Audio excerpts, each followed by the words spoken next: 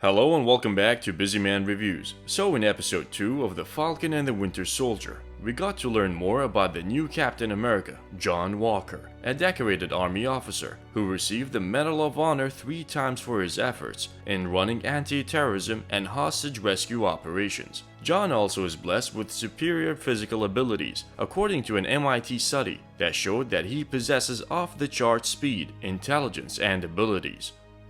I like that he was not presented as an overconfident a-hole, but rather as someone who understands the weight of the responsibility that comes with such position, and that he was bored with a long PR campaign and genuinely wants to be on the field doing his job.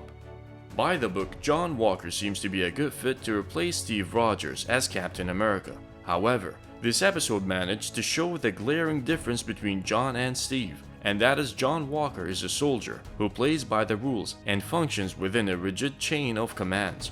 Steve Rogers, on the other hand, does what he thinks is right, without any regard to chain of commands or rules, as we saw during Civil War when he went against the government and Tony Stark to save Bucky after being framed for the murder of Chaka. We also got to learn a little bit more about Flag Smashers. Turns out that they are a group of super soldiers, and that they seem to have a plan to return the world the state after the blip.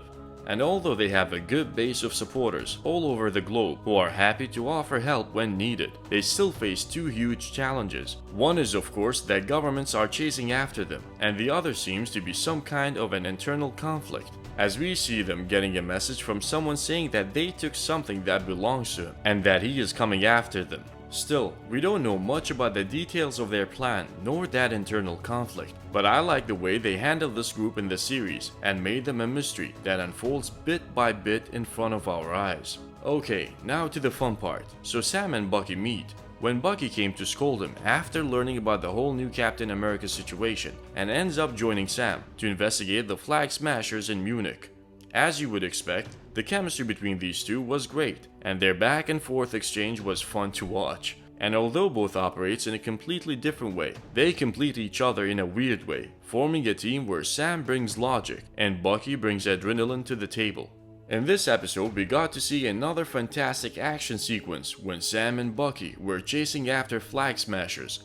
I liked it that the new Captain America came to the rescue, and we saw him throwing the shield and all, and still the bad guys ran away and they couldn't stop them. And although John Walker tried to bring Sam and Bucky to his side more than once, he failed. Not only because of the emotional connection of the duo to Steve Rogers, but also because, as Sam said, they are independent operatives, and John is a government operative.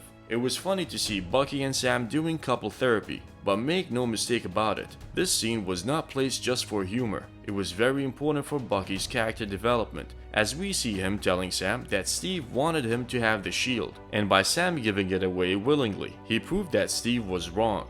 And that means that maybe he was also wrong about Bucky being a good guy that deserves a second chance. Very deep stuff right there, and I loved it. Also, during their investigation of Flag Smashers, Bucky took Sam to see an old guy called Isaiah, who was yet another super soldier in the US Army. Isaiah had an encounter with Bucky, or the Winter Soldier, decades ago. Sam was surprised to learn that there was a super soldier other than Captain America in the army. Anyway, Isaiah refused to talk to them and said that he went through a lot of pain being jailed for 30 years and turned into a lab rat for the army scientists. But Bucky suspected that Hydra could have something to do with what is happening, and he and Sam decided to go see Zemo. Do you remember him? The guy that engineered the fallout between Captain America and Tony Stark in Civil War. I'm excited to see what role he will play in the next few episodes. The episode was an improvement over the first episode with great action and humor, which was great to see, especially that the first episode mainly focused on reintroducing Sam and Bucky to the viewers. What did you think of this episode? Feel free to share your opinions in the comment section down below. And as always, if you enjoyed the video and want to watch further Busy Man reviews, give us a like and hit the subscribe button.